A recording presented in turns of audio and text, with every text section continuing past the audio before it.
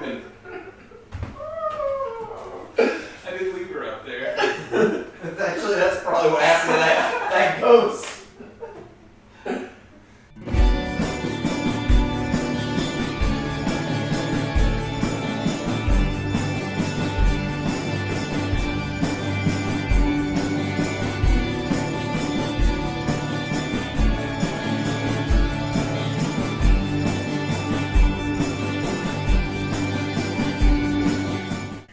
Hello, welcome to TJD Movie Reviews, episode 23. We watched Cloud Atlas. I'm Ty. Jake. And I'm Drew. Cloud Atlas, 2012 film by the Wachowskis. Yep. If I'm pronouncing that wrong, somebody correct me. Wachowski, Yeah. Could go either way. Same people who did The Matrix. Yep. Yep. Also directed by Tom Tykwer, who also did the screenplay and the music in the film, along with two other people. So 3 directors for this. Which was weird because, well, I mean, here, I'll let you, we'll discuss it. Go into a synopsis. Oh, shit. And then I'll talk about that. Yeah. So, Cloud Atlas is, to boil it down to the most basic description, it's 6 stories that are kind of told all at the same time that have similar themes and everything's connected kind of, and it's a kind of a reincarnation type of idea with the movie, kind of a, you know, that old saying, what you do in life echoes in eternity, like that type of idea. A lot of interesting parallels. Mm-hmm. But one of the stories is about Adam Ewing. He's a lawyer in the Pacific Islands in 1849, going home after, I believe, getting a contract regarding slave trade. Yep. And he has a stowaway slave with him in his quarters on the ship. And nobody else knows that he's there, and he's kind of taking care of the guy. Your next story is in Cambridge and Edinburgh in 1936 about Robert Frobisher, who's a composer that moves in with this older guy.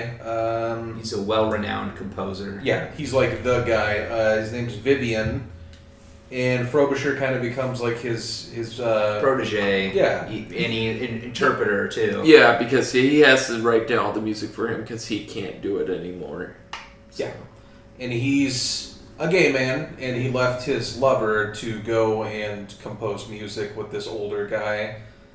So that's the gist of his story. Then you have San Francisco, 1973. You have Louisa Ray, played by Halle Berry, who's a journalist looking into a conspiracy about nuclear reactors. A nuclear power plant. Yes. And there's a hitman running around trying to wipe her off the planet before she can get the story out or ruin anything for him. You have London 2012, which was present at the time, and you have Timothy Cavendish, who's a 65-year-old older gentleman, and kind of just his wacky mishaps. He's a book publisher. Yeah. Mm-hmm. He has a kind of unruly client in Tom Hanks, who just straight up throws a guy off a fucking building because... He wrote a scathing review about his book. Yep. By the way, that was great. That was probably Tom Hanks' best role in this film. Yeah. Dermot Hoggins. Yeah. In his book Knuckle Sandwich. Autobiography. Yeah. Then you have Neo Soul 2144 is when that takes place. And it's a story about Sonmi 451, who's a fabricant. It's kind of like it's not an android because it isn't made I think they're actually humans, but they're bred specifically to serve. Oh, I didn't know that. I think so. I envision them as like clones. Yeah. Like they're subservient to like actual human beings. Yeah. I think that's because we'll get to it, but because what happens to them when they think they're leaving is what makes me think that they actually have to be at least partly human. Yeah. Because otherwise they wouldn't be able to do what they did. But anyway, Sonmi is a server at a type of fast food restaurant in like a future dystopian, like Seoul. yeah, Korea. Korea. It's it's pretty crazy, and she gets rescued by a dude named Haiju, who's a rebel. He's fighting this cause that you don't really know anything about when he shows up. And then you have Big Isle, or Hawaii, and that is 106 winters after the fall, according to Wikipedia, or 2321, and that's your furthest out story, which focuses around Zachary Bailey, who's in like a post-apocalyptic world. They're talking about radiation and shit, and it's kind of gone back to the Stone Age, sort of, but there's still like new technology. It depends on where you come from. Like some places have better technology, others don't. Yeah. They kind of seem more of like a third world kind of deal. They're living in huts and using primitive tools and stuff like that. And throughout his story, he's being kind of tortured by this vision called Old Georgie that kind of tells him to give in to like his psychotic whims. All right. Before we get into like pros, cons, and talking about this film, we're gonna say, hey, there's gonna be spoilers. So if you want to watch this film beforehand, I mean, it's a Cloud Atlas clocks in at 2 hours and 40 minutes or around there. So just shy of 3 hours. But if you're not looking forward to watching this, or maybe we'll make you want to watch this film afterwards, so feel free to listen, but just spoilers ahead. But going back to the point I was making about the Wachowskis and then the guy you talked about, whatever his name was, the other director. Tom Tykwer. Yeah. They each took, because there are 6 different eras, and they each took 3. And so Halle Berry talked about it. She's like, yeah, one day I'm dressed up in 1973 San Francisco. Next time I'm dressed up in 2312 or whatever you said, the latest one. And she's like, it totally, like, but I have to act the same because one of the biggest plot points is everything is connected. Right. People find each other even throughout all this time. What a challenge for an actor or an actress. Yeah. Well, they had considered this book unfilmable. Yeah, like when I can see why. When they announced that they were going to do it, people were extremely skeptical. Like, how could you even translate something like that into a movie? Mm-hmm. And Tom Hanks was actually one of the biggest supporters. They said this film would not have been made if it wasn't for Tom Hanks. Good for him. Yeah. But, yeah, just a quick rundown. I mean, you got Tom Hanks and Halle Berry are your top billing cast. Hugo Weaving, Keith David, Susan Sarandon, Hugh Grant. Then a few I don't know as well. Jim Sturgis. From Across the Universe. Donna Bay. Duna Bay. Yeah. Ben Whishaw. James Darcy. Zunzon. Zool. Yes, I don't know. Excuse me for mispronunciation. Mispronunciation. Yeah. And David Gyasi. Gyasi. Sure. Yeah. But pretty much those are the only actors in this film. Like, I mean, you have background characters in that, but you don't really have much else stick out except for the other elderly home people. So everybody else is just mainly these, though, because they keep changing. Like, Halle Berry is a white woman in this, and, well, so is Zozan. She also plays a white woman. Like a English white woman, not, I mean, because Japanese are white, but... Everybody's playing everybody in this movie. Halle Berry plays an Asian doctor. Yeah, that was the most shocking one. That was the only one Hugo Weaving is in New Soul, so he plays a Korean, and no offense, Jake, that makeup was terrible on him. Well, I didn't do the makeup. I know. So. I'm just telling you because this is a great movie you enjoy. I'm just saying every time I saw Hugo Weaving in that, I couldn't help but laugh. I would say there's more good makeup in this movie than bad. I will agree. I'm just saying that was terrible. That most of that New Soul makeup was pretty bad. Well, what the fuck do you want him to do? I You have to take this actor and make them Asian. How do you do it? Really, what do you want them to do? I know, but I don't know.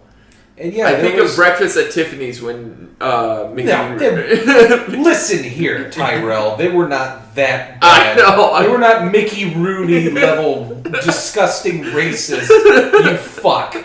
Do not lie to the listener. God damn it.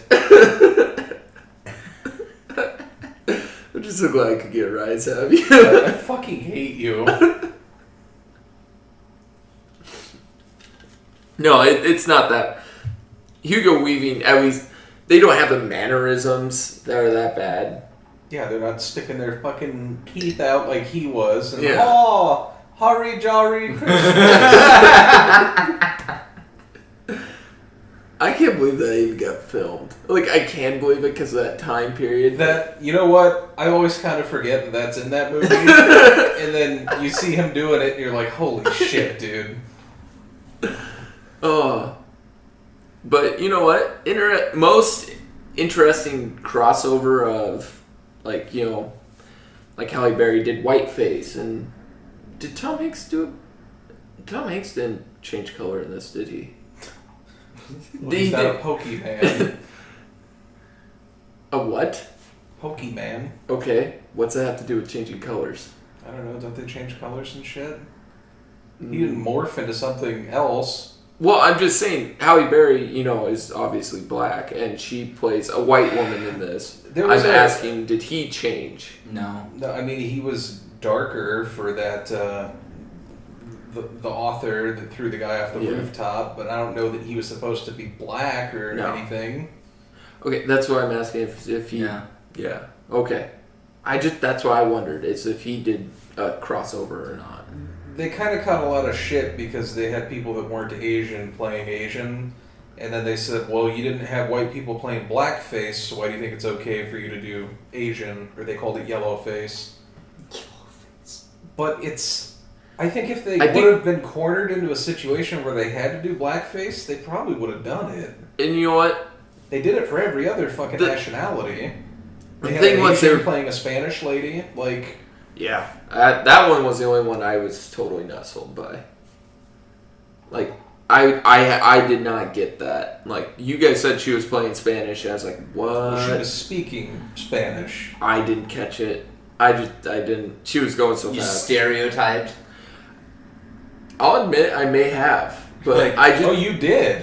Yeah, you're like, she's Japanese. You're like, no, she was speaking Spanish, man. I didn't catch it. Yeah, because she got called a wetback, and you were like, wetback? Yeah, Drew and I were like, wetback? Yeah. Yeah, I didn't catch the Spanish at all. So I was like, wow, Halle Berry knows Japanese. Good for her. So, because she spoke to her, and I didn't catch she was speaking Spanish.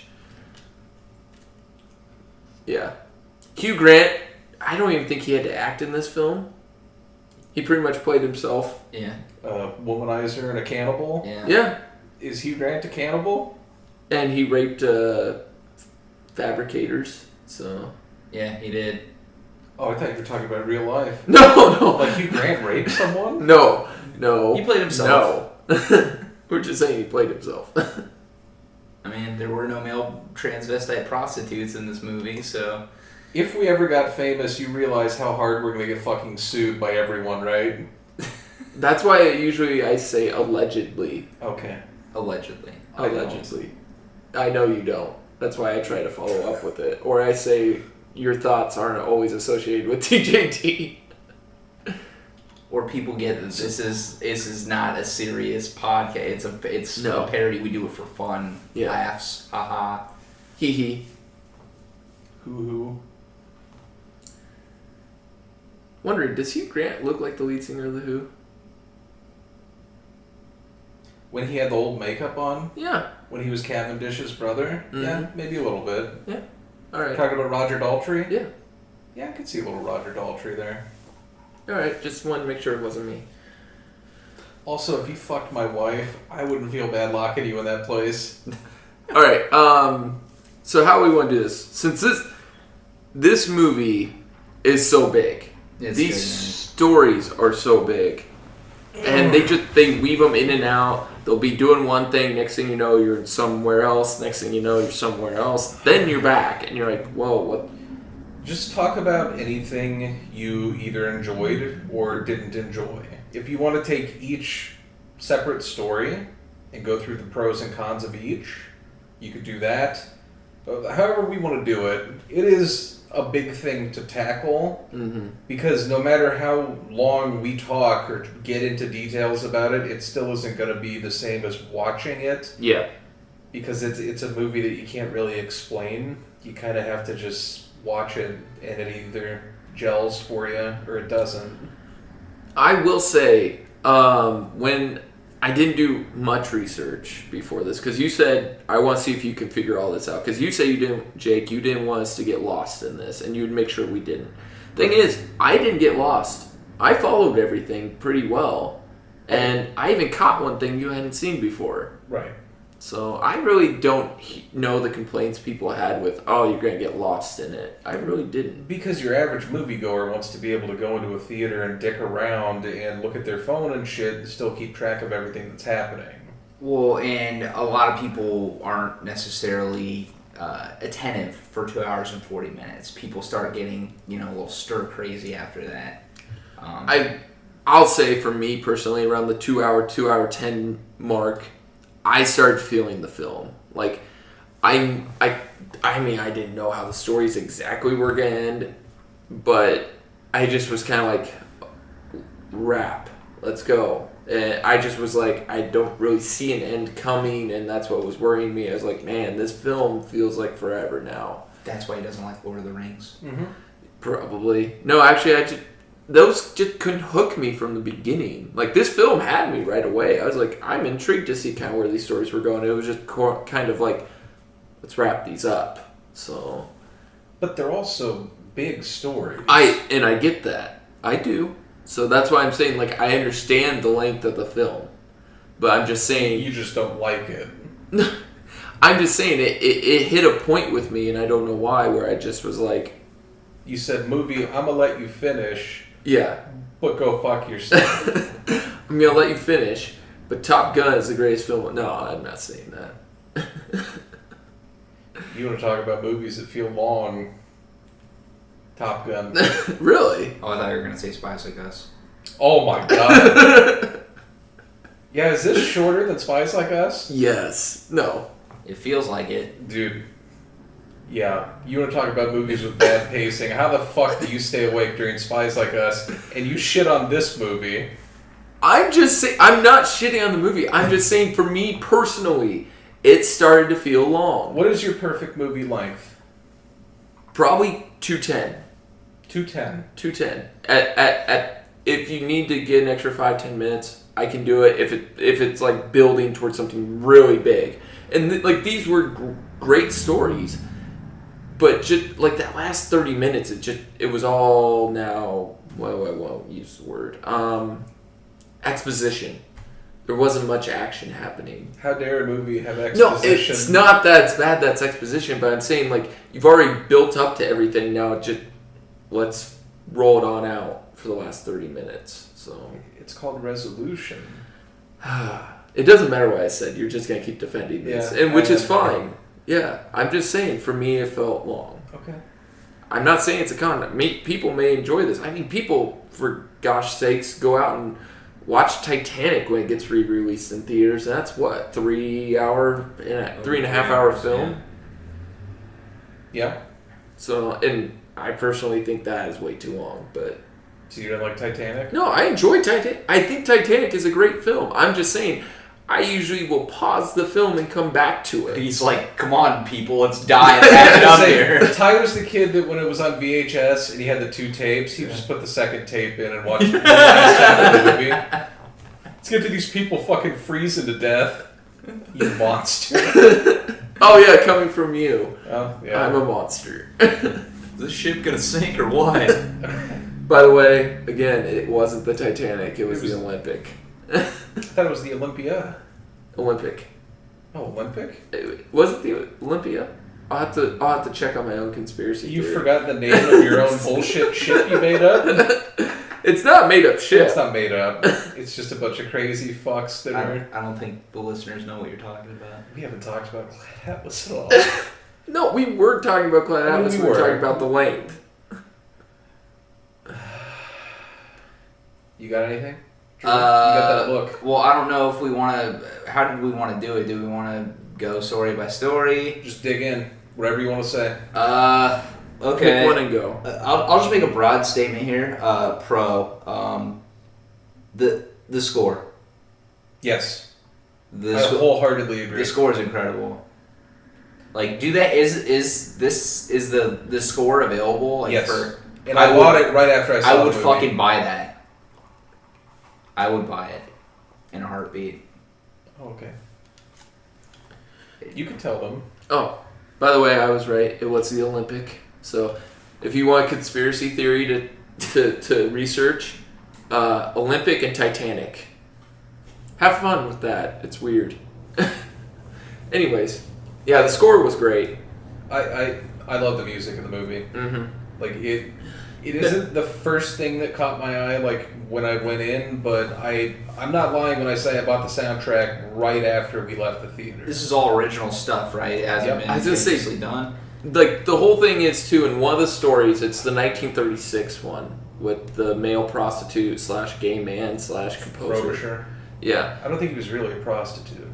I think he was. I think that's why he had to escape the room, is because he's a well-known prostitute. When you see that the old first guy said that he was like a deviant and like I think he actually did do background on him. But he was gay. I thought that was him more slandering him with words. Was it though? No, I think he actually was legitimately a prostitute. I'm not sure. I never thought he was a prostitute, but go ahead. I was gonna say when you first meet the composer, he is in bed with second time you meet him. First time you meet him, he's in a bathtub, but we'll get to that later. Second time you meet him, he's laying in bed with another man, James Darcy, one of James Darcy's characters. Sixsmith?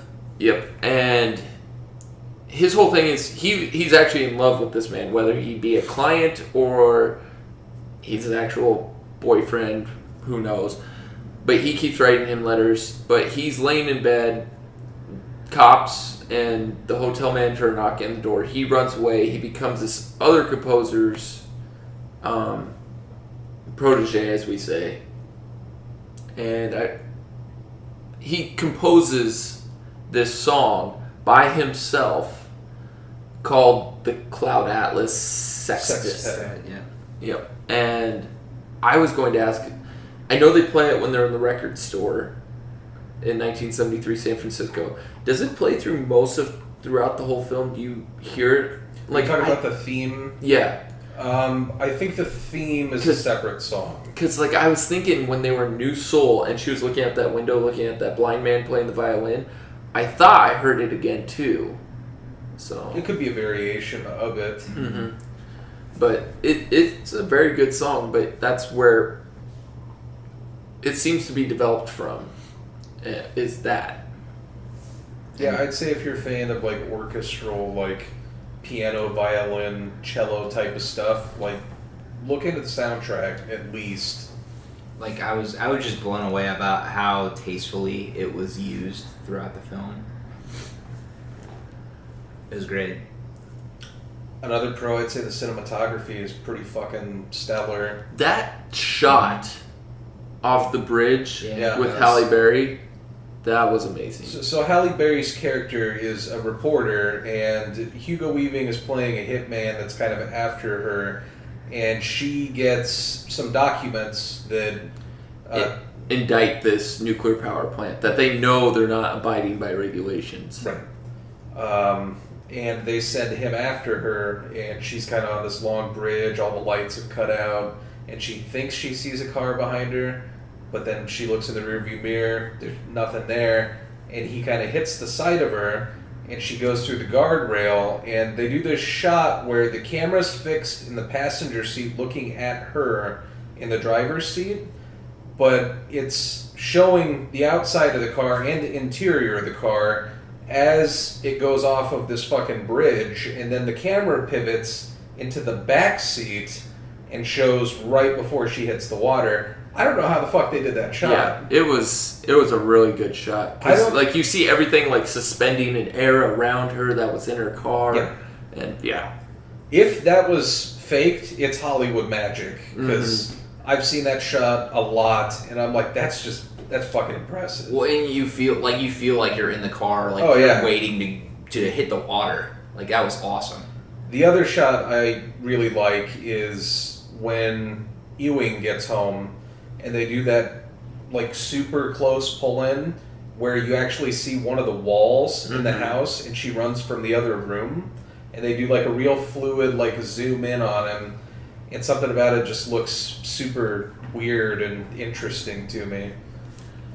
Weird and interesting was her makeup in that scene. I was not a fan of that.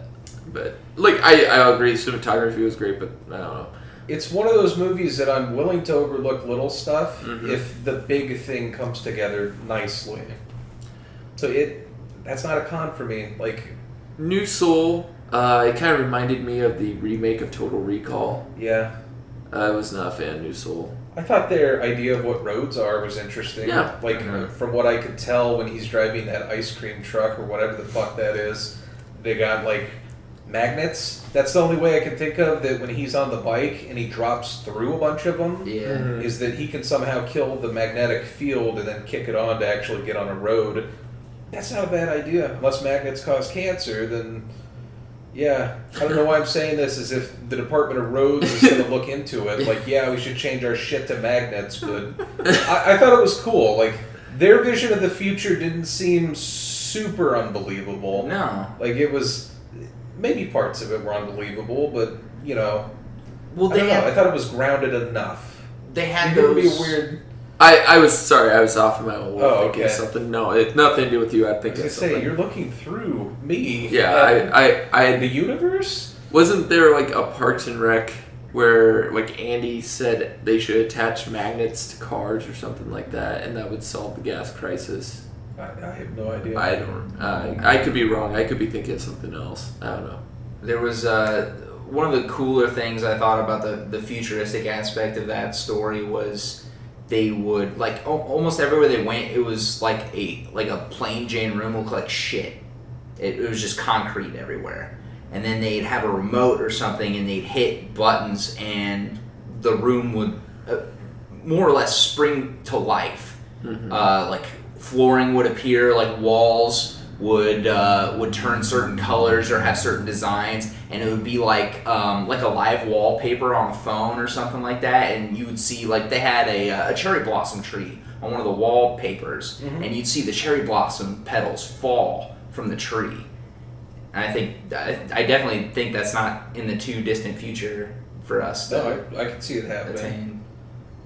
Although I did think he turned one into Windows, which I thought that would be... Yeah, that would be a little bit more difficult, yeah. But the thing is, all you would need is, like, cameras on the outside of the building to then replicate and show you what's on the outside. Just create the illusion you're looking out a window. Yeah. So, like what I do for the kids in the basement. Yeah. Like, but yours is all hand-drawn, and so, like, they're like, wow, that's all in crayon. We know that's fake. Not only are you a serial killer, but you're a terrible artist. That's what I get for trying to give them a couple nice last days. Why is it always sunny? I don't feel any of the sun coming onto me. It's still cold down here as well. We'll put the lotion in the basket.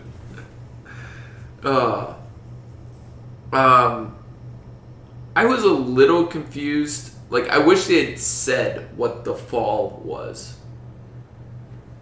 Nuclear fallout. Yeah. That's my only thought is that, but...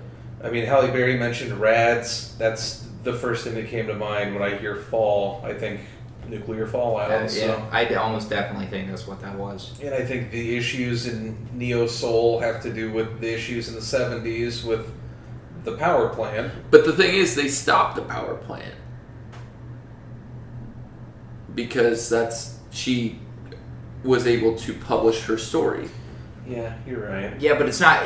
the thing is the huge what if is it a linear timeline, or is it multiversal, where you have different, it's off the linear timeline.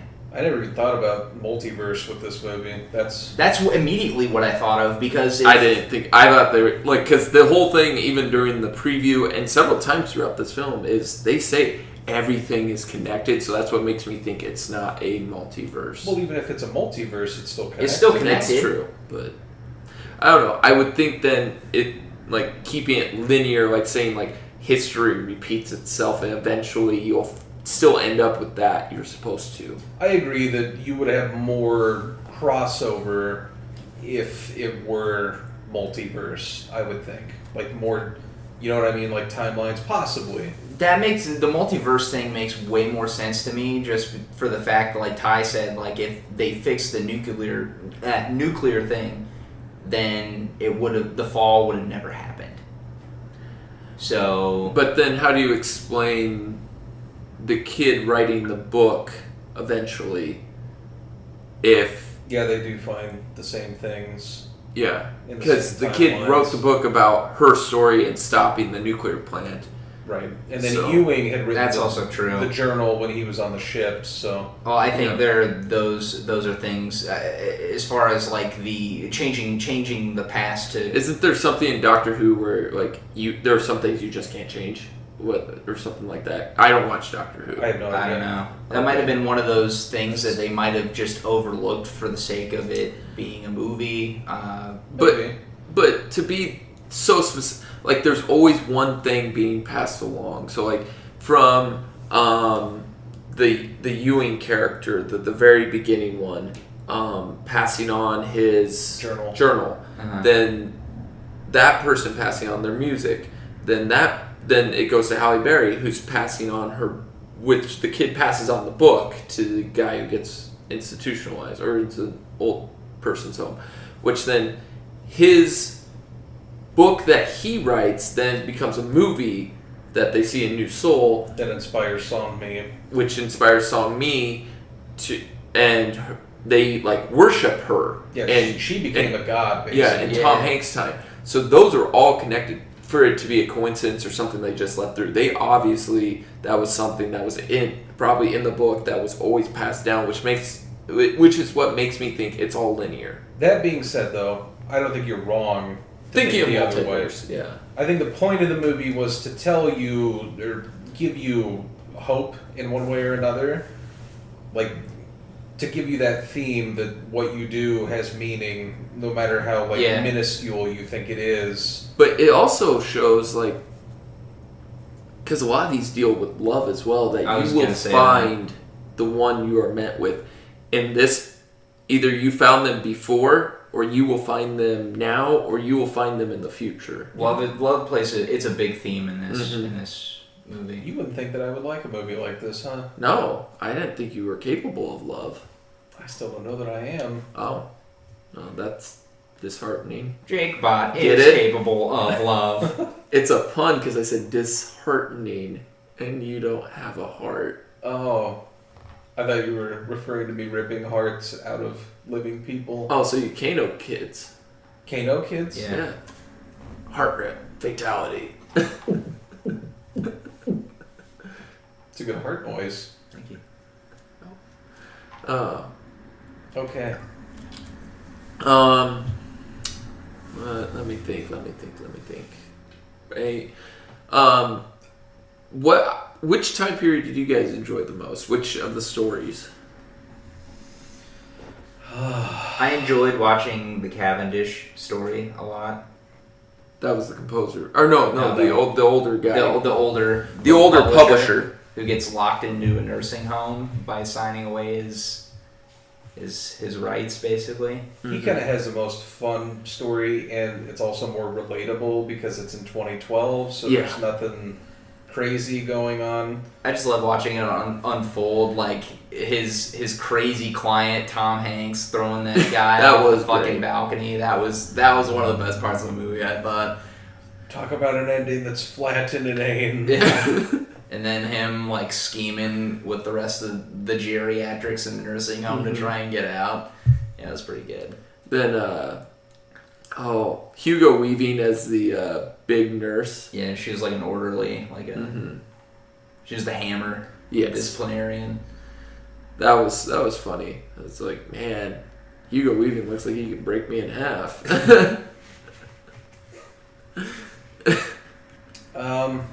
I like Ewing's story a lot. So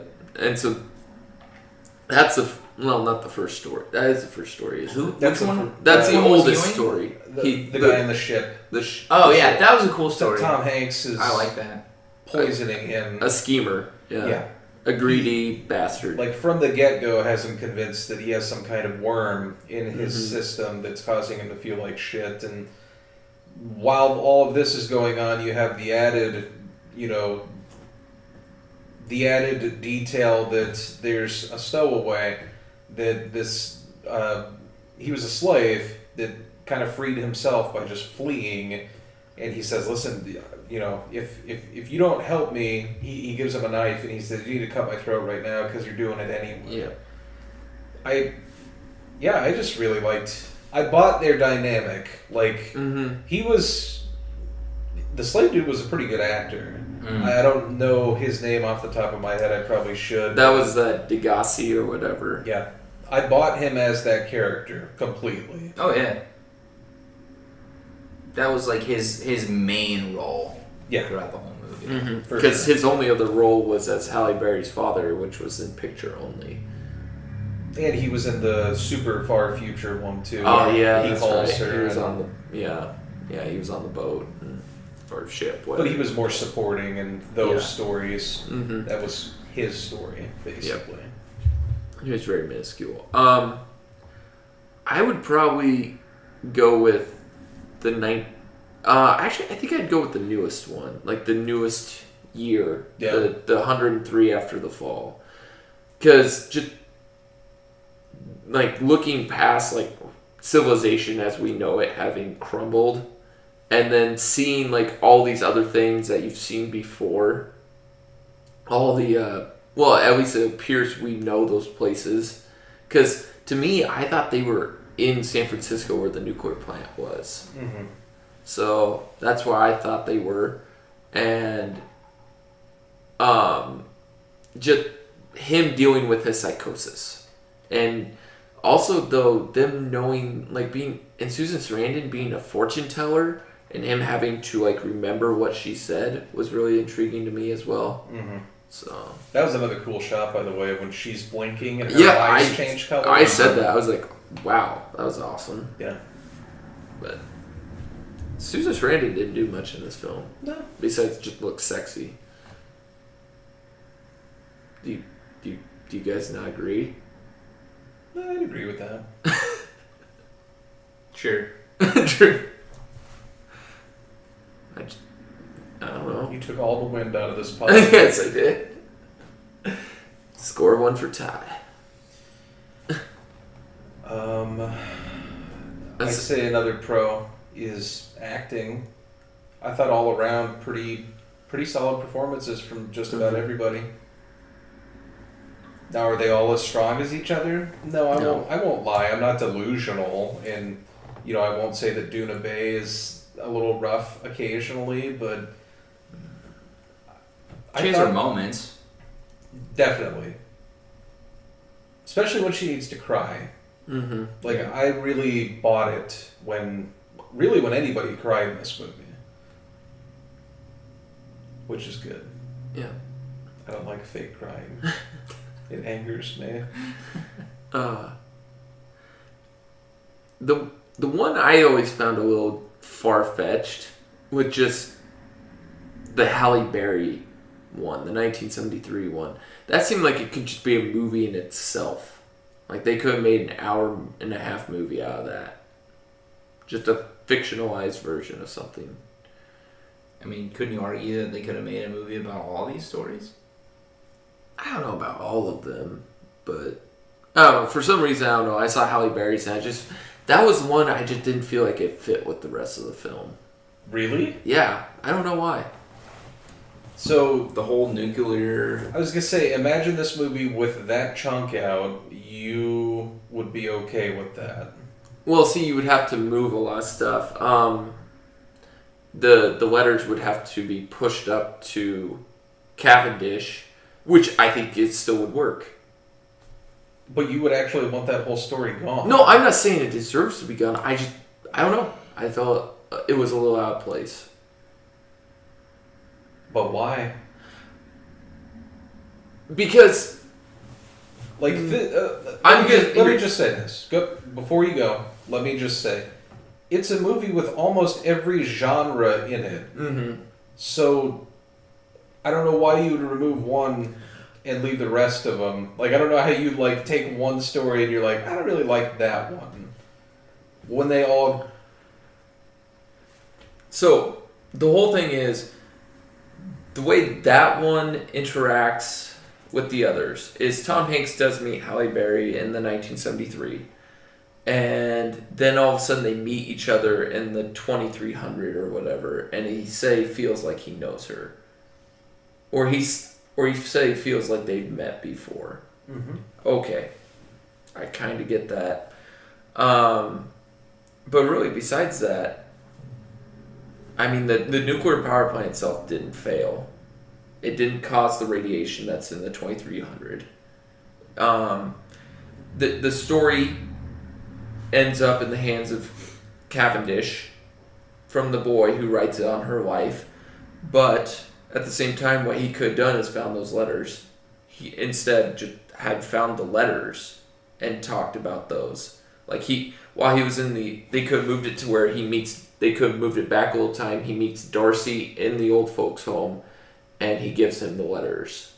And he could have, read those and created a new book off of them. I mean, I get the logistics of how you would do it without it.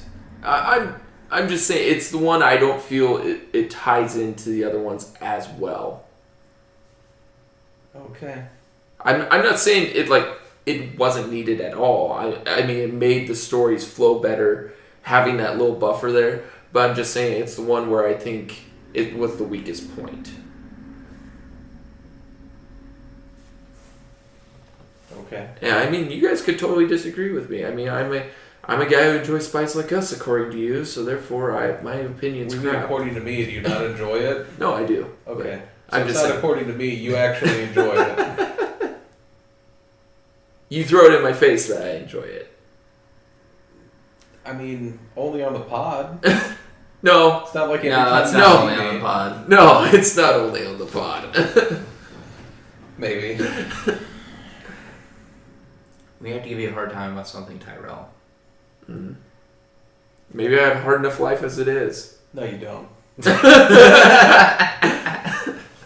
I can make your life harder. Come down to the basement with me. That was weird. Not my house. No, I'd rather The not. hardness is my penis. You had to make it awkward. It was already awkward. That's what I inferred from it. Yeah, I know. I know you voice. did. I know. It's like, Wow, rape. Okay. can you rape the willing? I suppose not. I would be willing though, so yes. Anyways, moving on. I'd say another pro is directing. I think for a movie with 3 directors, it isn't jarring jumping from one to another. I can't really tell like a difference. I You know did what read mean? which ones did which, but yeah, I couldn't really tell. Okay. Do you want me to? So knowing now, can you tell? No, Okay. I didn't even know it had 3 directors, so I could. So obviously, I wasn't like, oh hey, this style is different than this one. So I did kind of. Now looking back on it, though, I do catch some of it, but because it just makes more sense.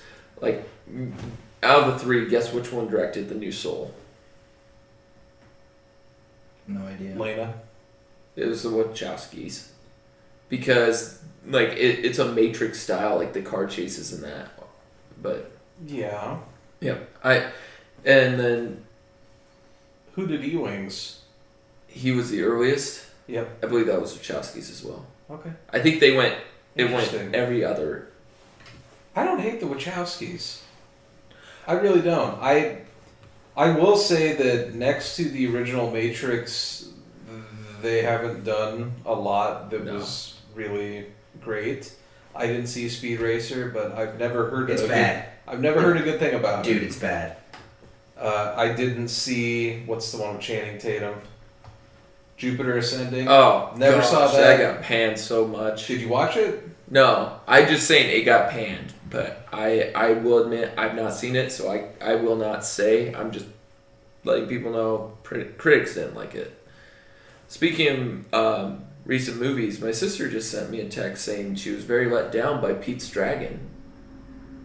Really? Yeah, That's that been just getting came good. out this week. That's been getting good ratings. Yeah, but see, we grew up with the original from Disney, and she said it was just a huge letdown. Why the fuck did they remake Pete's Dragon? Because it wasn't even really a commercial success back then, or critically acclaimed. So if it wasn't, then why would it be now? Because they have new technology to remake it. Yeah. Don't they realize people don't care about that shit? Like, if they remade Terminator 2 right now, actually, I'd watch it. You went and saw Terminator Genesis. You went and saw Ghostbusters 2016. That wasn't up to me. That was him. Okay, but you willingly went and saw Terminator Genesis. Not in the theater. I thought you saw it in theater. Hell no. Oh, okay. No, I bought it, and I said... You bought it! That's because I don't rent shit. So you paid more to No, I buy didn't. it. How much did you pay for the movie? It was on sale. It was like $15. Yeah, you could go to a theater for $5. Why would I go to the fucking theater and watch it with a bunch of mouth breathers when I could just watch the goddamn thing? I knew it was going to be shit, okay? I knew, but morbid curiosity, I had to see it with my own eyes, and I confirmed, yeah, this is shit, and that was the end of it. I didn't even watch the end of it. I should have known Jai Courtney. That's all I needed to know. Jai Courtney is poison. He fucking sucks. Camel dick. Yeah, he also sucked in Suicide Squad. But that's neither here nor there. Ugh. So Cloud Atlas. Yeah, Cloud Atlas. We got more pros, more cons. Anybody throwing an actual con out? I will. Okay. One that people have already said about the film, the most recent story, the language. Oh, the new language speak that they use in the movie. Very hard to follow. At times, I found myself struggling to understand what they were saying, which kind of threw me out of the story altogether. I mean, I wouldn't say completely altogether, but out of all of them, it made it the most difficult to follow in terms of the dialogue. It is an extra hurdle. I'll give you that. Yeah, like when they're, like at one point they're saying, "Tell me the true." The It's true, like- true. Yeah, it's like, okay, truth. And you're like, death by what? Snoop. Oh, they died of broken pelvises. The body is willing. But The heart is willing, but the body is spongy and bruised. yeah. I always fuck it up. Oh, what don't you? I had the tone right, though. Yeah. I agree. That whole language, I don't know, it's like they took several things and put them together and just made a terrible language. They'd add extra syllables and repeat certain Words. things that made it a little... It's you'll have to pay more attention to that than probably any other part in terms of dialogue. I'll say this about that. I'll give them the credit to have the balls to try something different. In this case, it didn't work out, but I'll give them credit for trying something, that it was just different. This may get cut, but I'm going to say it. They don't have balls anymore. Yeah. I could tell from your...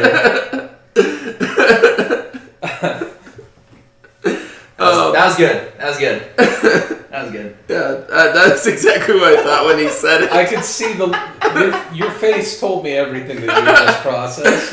You see the light bulb? I actually watched it for him because he had this sly little smirk on his face, and I'm like, this is a balls joke. So if you didn't know, the Wachowskis, when they did The Matrix, they were both male, and now they are both female. I think at the time of this movie, only one of them had gone through the transgender, though, and the other one... Larry became Lena, and Andy became... Lily. Yeah. So... Yeah. Power to you. Yeah, good for them, but... Yeah, I'm sorry, that joke, it kind of came to me. It's okay to make jokes. There are no safe spaces. This isn't a PC podcast?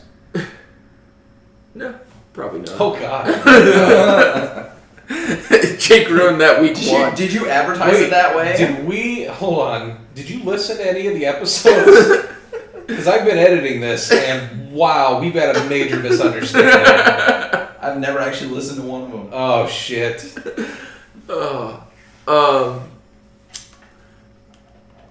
Trying to think. Con. Go ahead. Don't be scared. I'm just trying to think of one.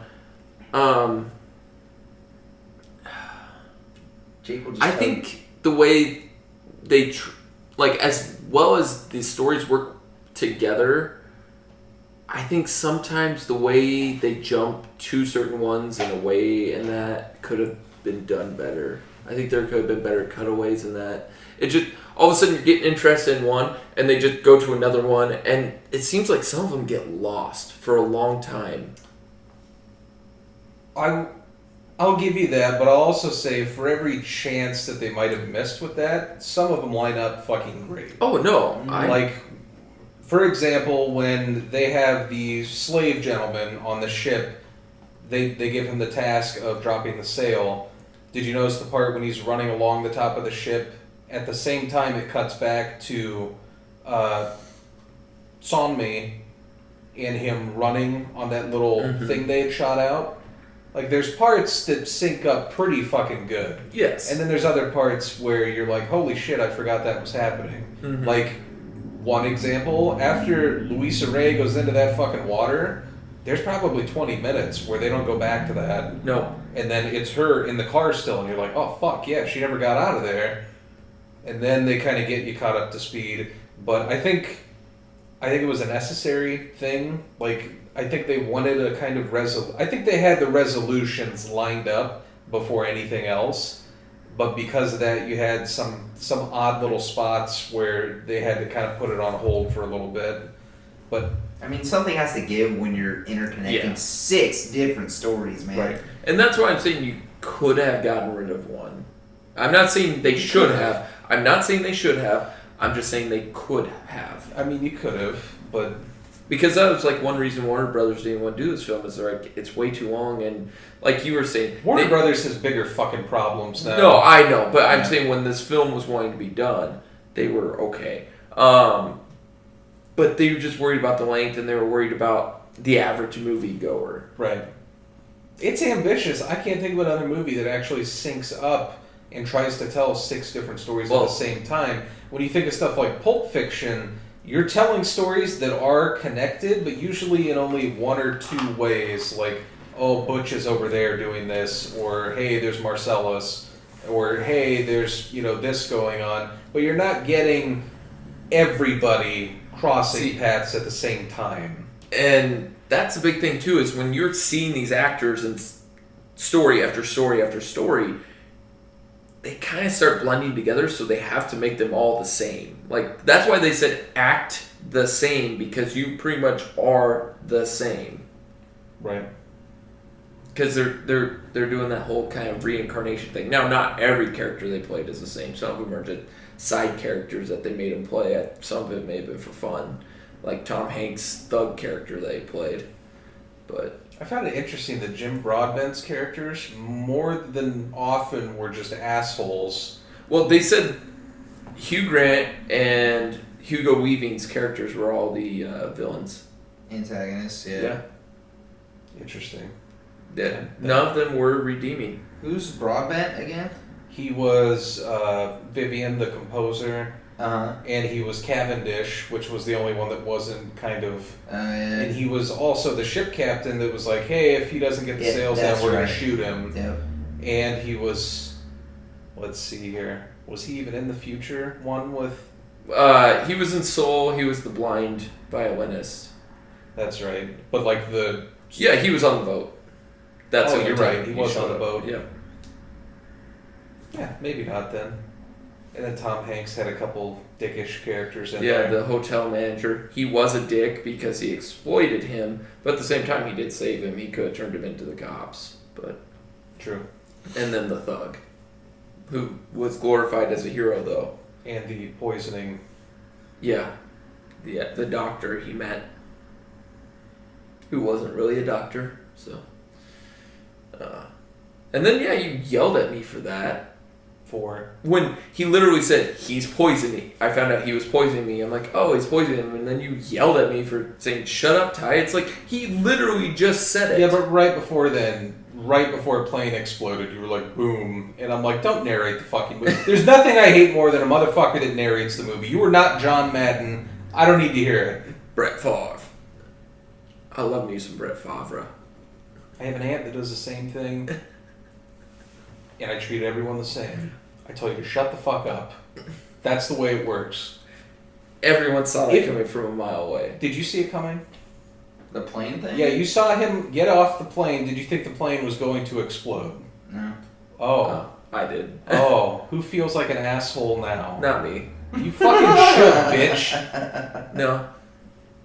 I feel like a prick, but I don't feel like an asshole. I don't have shit coming out of me. I'm not shit covered.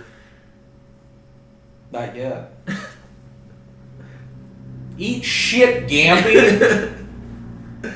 But I don't know. Sorry. I saw it coming. I was like, oh, not a big deal. Oh, it was a big deal. But whatever. Whatever. My dad does that shit in movies that he's seen. And he'd be like, oh, this is the part where he's like it was like a really big plot point. Dude, I'm like, Dad, shut the fuck up. I can't fucking stand I that don't shit. remember. I'm trying to remember. I think it was one of the Paranormal Activities I was watching with a friend. We rented it, and I think it was like the third one. And we had another one of our friends sitting there. He had seen it. He was the reason we rented it. He's like, it's really good. You should watch it. We're like, all right. I hadn't seen the second one. I just was like, all right, we're hanging out. We're drinking some beer. I'll watch the third one. It's not my money. I'm not renting it. He's like, oh, watch this part. Oh, here's where the ghost comes in. Oh, here's the... I'm like, I'm not even scared. We've watched a lot of movies together at this point. Have you noticed that I kind of shut the fuck up unless someone asks me a question? This one is the only exception where I'd be like, hey, that's this actor. Yeah. I asked a lot of questions during this movie. Which is fine. And I kind of was trying to reiterate, like, I'm following this, right? If I asked you something, I was like, this is that, right? Yeah, I wanted to Right. make sure I was on the same page. That's fine. By all means, like, I didn't want you guys to be completely confused. Because if you get confused during this movie, you're going to fucking hate it no matter what. Which is what happened with some people. They just... Which, again, I followed it pretty easily. Yeah, I don't know. It's one of those that if you went to the bathroom, though, and you came Oh, back, yeah. you might be Oh, like, hell. oh, And fuck. and that's one of the things where it's a 2-hour, 40-minute movie. And you start with Tom Hanks having one of his eyes look like it's been cut, and he's sitting there grizzled and telling a story. And you start then back in the old 1800s. Because it was weird, because he started telling a story, and then it sweeps back all the way, and now he's not even talking anymore. And it was like... When he's telling all the stories. I know. He's telling all of them at one time, but... Alright, kids, more pros, more cons. We talked about editing, right? Did I say editing is a pro? No, you didn't. Oh, editing. I would say editing. Although we did touch on, it could have had other parts sync up better.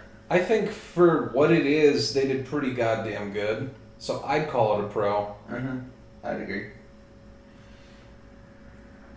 I was, yeah.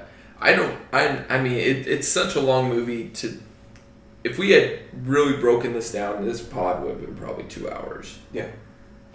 I will say this, though. It's better... You're not going to believe me, but it's better repeat viewings because you know that story now. So you connect everything better. Yeah. And you're not waiting for something because you know where it's going. Mm-hmm. So I think it's one that's gotten better the more that I've watched it. And I loved it the first time I saw it. You know what I kind of also didn't like was... I know it's how they told the story. I don't know, for some reason, I just didn't like when See Me 423, whatever her name was. Saw me. Yeah. She was just sitting in the room the whole time. And I got kind of confused. Like, wait, I'm like, which one is she? Is she the one sleeping with you, Grant? Or is she not the one? I don't know. I got a little confused that way. But, I don't know. I just wasn't... Are you saying they all look alike? I was just gonna say that. No, I'm not saying that at all. She didn't have the distinguishing marks in her hair, though. I was like, okay, which one is she saying she is? I don't know. I got a little confused by them for a second, but obviously I knew which one was which when one of them freaked out. I was like, okay, I know. She was the one that Hugh Grant wasn't sucking on her toes. Yeah, that was weird. I mean, I know that Jake's fetish, but... I mean, hold on. I'm going to disregard what you just said. She woke up in the middle of the night and walked out there. How would she be fucking Hugh Grant while she's standing in a doorway? Yeah, I don't know. You're that racist that it transcends logic? I'm just fucking around. I don't know. I know you only hate the Jews. Shit. You see this? It means not welcome.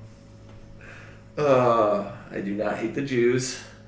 Why do you have all these American History X posters? This isn't even my house. Why do you say that would be Drew? Remember? I don't know any American history. It's It's a pretty good movie. yeah. Although hanging a poster might be a little Weird. interesting. No wonder Drew loved Green Room so much. Yeah, for Anton Yelchin. Yeah. I thought he was really good. You loved Green Room. I did. But I was rooting for the protagonist, not the antagonist. Anyways, thing was, this film, when it came out, you talked about it a little bit. People did not go see it. Dude, people trashed it. It barely made its budget. What was the budget, by the way? The budget was $128.5 million. Okay. Box office made $130.5. Ooh. Literally made $2 million. But that's not including theaters getting their cut and so on and so forth. Right. And And then you got marketing. home box office and Thing was, like, there were people who really enjoyed this. Because as I looked up reviews for it, like Roger Ebert gave it a 4 out of 4. I really like that he enjoyed that because I think that was around the time that he was on the way out. It on Rotten Tomatoes, it has a 66 overall. And their consensus was sprawling, ambitious, thought-provoking, and eye-catching visuals will prove too unwieldy for some, but the sheer size and scope are all but impossible to ignore. So, saying high praise, but just saying, hey, it might not be for the average moviegoer. It also has a 66 by user, which I thought was odd that those two synced up. I think it has a 55, if I remember right, on Metacritic. I got right here. Let me look again. Yeah, 55 by Metacritic, 7.5 overall on IMDb. It did have 1 Golden Globe nomination. Music? Yes, original score. It earned it. But yeah.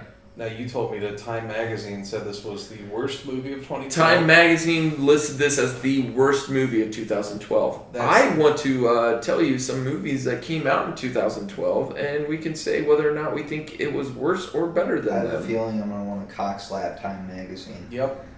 So we had The Avengers come out in 2012. Okay. Better or worse than The Avengers? That would be hard. Let's just do the is it worse? Okay. Underworld Awakening. Never saw it. I didn't see it either. It was a piece of crap. Piranha 3 Double D. Terrible. I saw the original. I like the original. You had The Amazing Spider-Man. Terrible. Battleship. I never saw it, but terrible. Do I need to? Rihanna. I never saw it either. Let's see, what else? Prometheus came out in 2012. I don't hate that movie. It's a good movie. Okay. John Carter. That was also another film that year that got a lot of trash. But that's just because it had such a huge budget. I didn't hate that movie. I actually enjoyed John Carter. Oh, you guys saw it? Yeah. Let's see. Man, Argo came out that year, but obviously Argo's better. Oh, the Three Stooges movie.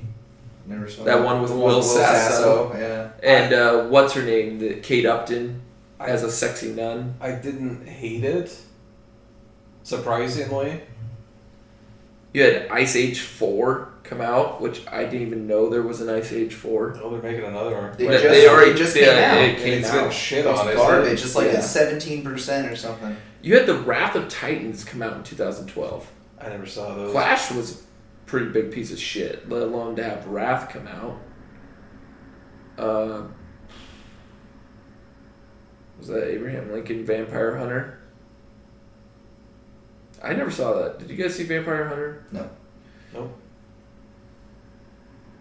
Let's see, what else? Man, there were a lot of just movies that either were really good or really bad. Oh, the remake of Red Dawn. Never saw it. That to me is Blasphemy. yes. Here Comes the Boom, that Kevin James MMA fighting movie. It has its moments, but yeah, it's not really good. Needless to say, I think Time Magazine is smoking crack or something. Yeah.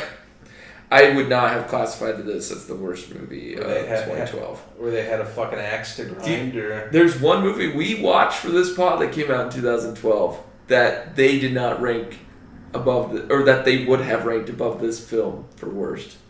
Ghost Rider Spirit of Vengeance? Yes. this is better than that. Yes, by leaps and bounds. What the fuck, Time? Yeah. I mean, they did have Hitler as Man of the Year twice. What? Yeah, you didn't know that? No. Yeah. My God. I think he was twice. He may have only been once. Let me check. But yeah, I know for sure he was Man of the Year on Time Magazine at least once. But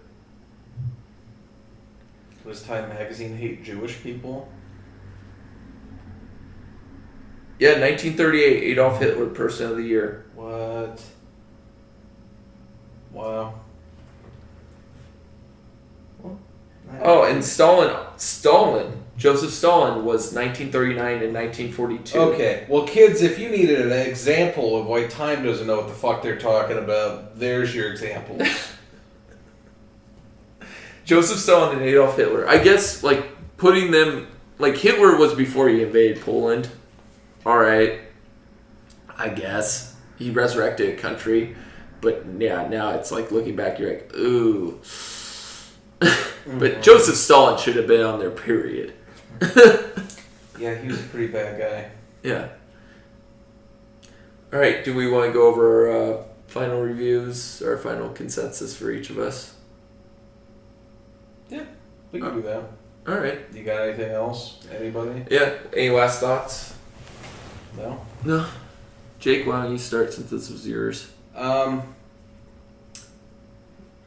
I guess to summarize, we did kind of a cursory overview. There's a lot to this movie that we didn't discuss. It's so in-depth, though. It's kind of like... We just knew we'd spoil some things because we had to. And we talked about, the whole Halle Berry and the nuclear power plant. We spoiled some of those dramatic scenes. And the whole... We didn't talk much about the newest age or how this film ends up, where this film ends up. No. But there's just so much. This film is so depth with story. Depth with story? Yes. You just use depth as a verb. I did. You mean deep? Deep with story? Deep with story? Yeah. I like depth better. I think depth should be a verb. Depth with story? Depth with story. Okay. Let's just move on from my fallacy. We're starting Kickstarter Fallacy to works, right? send Ty to college. Anyways. English is my second language. I'm sorry. You good? Yeah, go ahead. Okay. So we gave a cursory overview. Gonna cut that because my voice cracked. Went through puberty again. Mama. We gave a cursory overview. We gave a cursory overview. Didn't get too in detail, not because of spoilers, maybe partially because of spoilers. We don't want to ruin everything in the movie for you, unless you're tired. He wants to tell you the plane explodes, but I wasn't even gonna bring it up. You did. well, yeah. I derailed my own train of thought to do something stupid. Talking about a plane, you Motherfucker.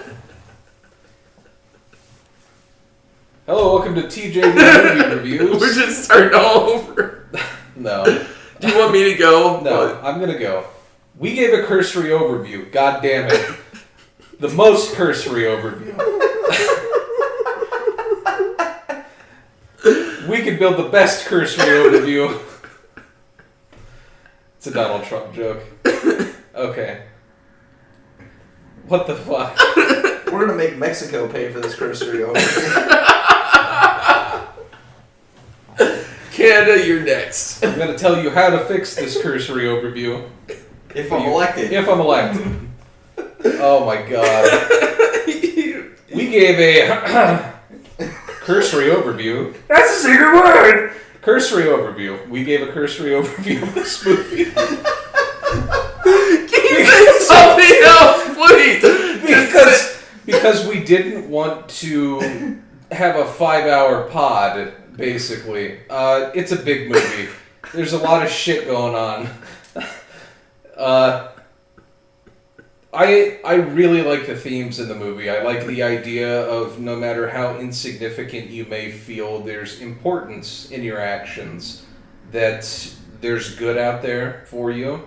That the world is capable of stuff that isn't shit. Like, I have a pretty pessimistic view of the world most often, but movies like this kind of give me hope because they show you an alternate way of thinking. I like the idea of like a reincarnation type of thing. It's something I've read into, and if it were true, I'd be okay with it. That'd be cool with me. You know, I can come back as a fucking plant or a butterfly or A kid in a well. a kid in a well. You flip I don't like this anymore. Wouldn't that be justice? Yeah. No, I like the themes, and I can't think of a lot of movies that have really kind of touched on those themes specifically. Can you? I was gonna say, did The Fountain kind of touch on them? I never saw The Fountain. So yeah, I But did. maybe I'll look into that and get back to you. Rachel Weisz. Rachel Weisz, Hugh Jackman. Hugh Jackman. Hugh Jackson? But I like the themes. I like the acting. I think the pacing is okay for the amount of content that you're getting. I'm pretty happy with it. I think the score is fucking incredible. I give it a 9 out of 10. I think it's completely misunderstood. Do you want to go, Drew, or do you want me to go? You go.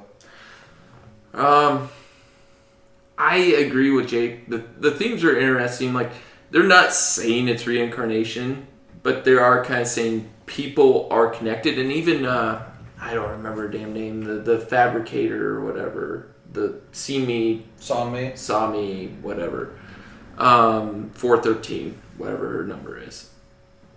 She says something near the end of her story where she's like, we are all connected. In the past, present, or future, our actions lead to consequences and other actions. Love does not end at one time, it continues. Or something along those lines. Right. And it's very poignant because that's kind of what this whole film is about. It's everything is connected, and love is not unbreakable. Because even a lot of the other characters talk about it, like, if I don't see you now, I will see you in another world, in another time. And it does take a long time. Some of these you see interact several times as lovers. Others you only see once, and it takes over lifetimes. I'm not going to say which ones are which. You can watch it for yourself and figure that out. But the theme, it is kind of an undertone of religiousness, though. Not exactly Christianity or Judaism or anything like that, but there is talks of religion in this. I really did enjoy the music. Like I said, to me personally, it just felt a little long. And I understood why it was long, but it just did. And I can't help but feel that way. But I think it's got overblown how confusing it can be. Yeah, don't be working on something while you're trying to watch this film. Actually sit and watch the film. You won't have an issue understanding anything going on. But I give it a 7-point flower. 7-point flower. Yeah, That's a first on TJD. You know what? I'll stick with it. 7-point flower. Wow. Yeah. It's And the type you bake with, not the type you smell. oh. Made me more sad. How? I don't know. Yeah. But all right, go ahead, Drew. I like Ty. Had never seen this movie before. I never read the novel. I had heard a lot about the novel and its intricacies. And for the Wachowskis and this other director, I don't remember the name. Tom Tickwer. Yeah, that guy. To translate this intricate novel onto the big screen was an endeavor. There's a lot here in this movie. It's not for your average moviegoer, as Ty said earlier, but I feel that this movie delivers an awesome message, and I really love the theme of, you know, you're not insignificant no matter how much you may think you are. You do make a difference in your actions, and to see all of these 6 different stories unfold at the same time, and for them to direct and edit the way they did, and just piece it all together was kind of mind blowing for me. Were there stories that lacked in terms of others? Yeah, of course. But you know, you're not gonna have 6 just amazing stories. But they shine. All of them shine in their own way. And I believe that the way all these actors had to act, doing these different roles, seeing them in roles you may not have ever thought you would see them play, was pretty cool to see. The music, like we had discussed, was great. I highly recommend if you're a fan of orchestral music at all, take a look at the soundtrack. And it was great. I really enjoyed the movie. I would love to see it again to spot all of the things that I may have missed due to me trying to follow the story and not maybe catching on some of the more detailed stuff. I give it a 7.8. Okay. All right. Anything else, or Whose pick is next? Drew? it is Drew's pick next week. You got anything in mind? Yeah, I did mention that I wanted to do a particular movie, one that Ty's never seen, with a lot of cool actors in it. Steve Carell, Greg Kinnear, Abigail Breslin. It's a movie entitled Little Miss Sunshine. Oh yeah, I remember you mentioning this. Dark comedy. Alan Arkin, right? Alan Arkin, yes. I love Alan Arkin. He's such a good actor. Yeah, it's I love it. And I don't know if you like dark comedies, but I love Kiss Kiss Bang Bang. Okay. Nice Guys was great. We'll see how you like this one. All right. Well, I'll do it for this week with Cloud Atlas. I would recommend people check it out. I mean, it's kind of hard to say if you have an extra 3 hours to spare, but I guess if you do, why not? I recommend it. Yeah. Especially if you like sci-fi.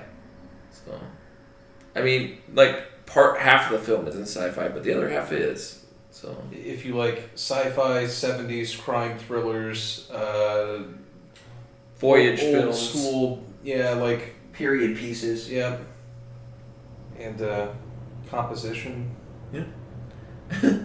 like The Pianist, penis, the flautist. Anyways, all right, that'll do it for this week. Like and subscribe on the page. Share. Remember, the Carriers giveaway is still going on. Yep. We will be looking for those still. We'll be looking through those. Hopefully be going through quite a few of those. And so you know, that's in the continental United States. I'm sorry, Alaska, Hawaii, or any other country. I'm not paying $50 to ship a movie. Especially that. Yeah. Most importantly, tell your friends Yeah. about the podcast. That's how we get by. That's how our mouths get into your ears. We love to eat people's ears. And yes, that was deeply sexual. Oh, Our tongue just plays with your drum. Jesus Christ. Let's wrap this up. All right. You're freaking me out. Really? That freaks you out. All right, whatever. I'm Ty. Jake. And I'm Drew. Boy.